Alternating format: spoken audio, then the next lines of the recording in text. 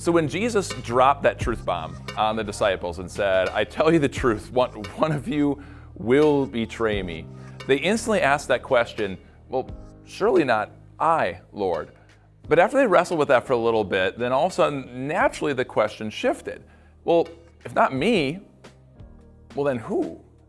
And suddenly they're looking around the room, sizing up their competition, sizing up the other disciples that are there, trying to figure out who it is.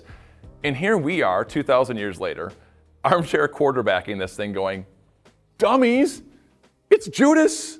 Like, he's right there. But we know it. We know it because Matthew told us. Before this account, before we get into Matthew's description of the upper room and this question that Jesus said, or the statement Jesus said, Matthew tells us that Judas actually betrayed Jesus. That he conspired with the Jewish religious leaders to hand Jesus over to be destroyed, to be betrayed, and to die. And so we know this. They didn't. If you've seen any Christian movie, instantly you can tell who Judas is. Any Christian movie on this account, there's Judas. He's lurking in the background, right? He's dimly lit. He's got shifty eyes. You know instantly who Judas is. But they didn't. They were confused.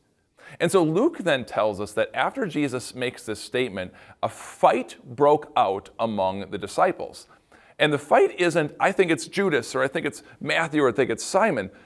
The fight breaks out over which one of them is the greatest, because they can't figure out who it is.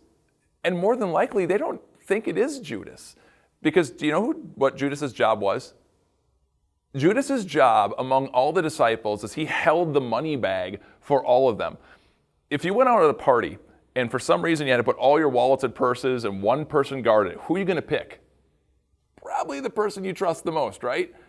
And so they trusted Judas. They probably didn't think it would have been him. So this fight breaks out, not about it's that person or this person, but Jesus said, couldn't be me. The fight breaks out about how great each one of them is. And once again, the disciples are failing. Jesus knew this about them. He knew that they constantly fought over who was the greatest among them, jockeying for position among Jesus. And so actually, earlier in the night, when they first got in there, Jesus did something truly humble and truly remarkable, something his disciples needed to learn. They come in with their dirty, nasty, gross feet because they walked in sandals. Now, that doesn't sound that gross. You wear sandals if you go to the beach or go to the pool.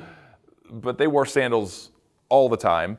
They walked everywhere, and animals did their business on the road, so that's going to get on their feet. They're going to recline at the table, their feet next to the food, and so they'd always wash their feet. None of the disciples want to do that because they thought they were the greatest. But what did Jesus do? Jesus humbly, lovingly took off his outer clothes, wrapped the towel around his waist, washed his disciples' feet, and told them, I've given you an example, and I want you to follow this. I want you to do as I have done for you. And not that long later, what do? They fail. Again, they made it all about themselves. I do the same thing.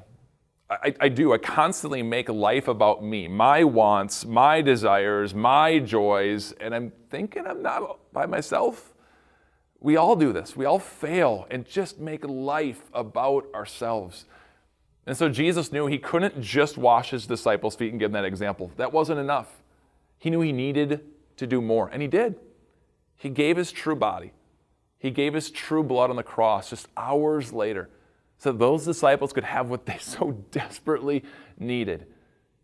God's mercy, Jesus' forgiveness. And God's given that to you. He's given the same blessing to you. And God wants you in that forgiveness, as you've repented to God, to know that A, you're forgiven, and B, if you want joy, true, lasting joy in your life, you need Jesus, then focus on others, and then yourself. And let me tell you, life changes. That's the truth Jesus is showing you here. And now I want you to come back tomorrow. We're going to see how Jesus lovingly, mercifully deals with Judas, even though this man betrayed him. It's pretty amazing. I'll see you then.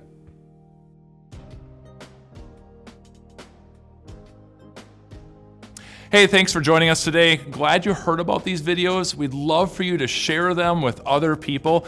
To do that better, hit subscribe right here, and you can get these sent to you so that you can pass them on to others so that they can have peace, they can have joy. God bless you. Can't wait to see you again.